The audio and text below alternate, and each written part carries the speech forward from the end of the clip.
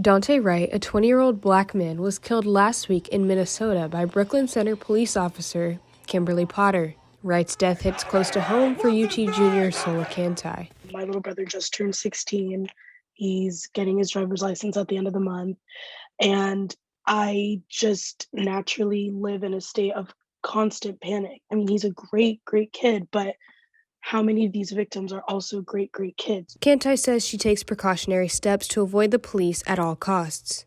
For her, it's not worth the risk of an interaction. UTPD works with Texas Athletics to remind athletes how to respond when stopped by police. We're advising them to turn on the lights in the interior if they can, put both hands on the steering wheel, comply with what the officer says. The fight can't be had out in the field. UTPD officers marched with Texas athletes last summer after the death of George Floyd, and officers say they want to continue to support Black students by partnering with organizations on campus and taking students on ride-alongs.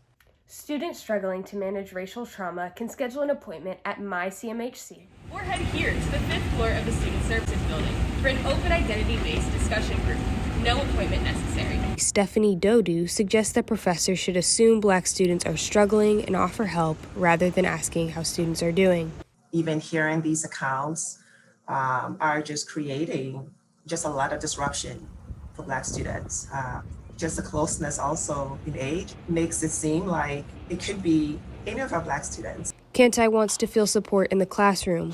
She suggests that professors encourage students to utilize the CMHC or give them extensions when necessary. It's still really tough. Like 2020 sucked, but I mean, 2021 is not off to a great start yet so far. So just start doing more for your students, especially in vulnerable populations. At UT Austin, Dominique Lavigny, reporting Texas TV.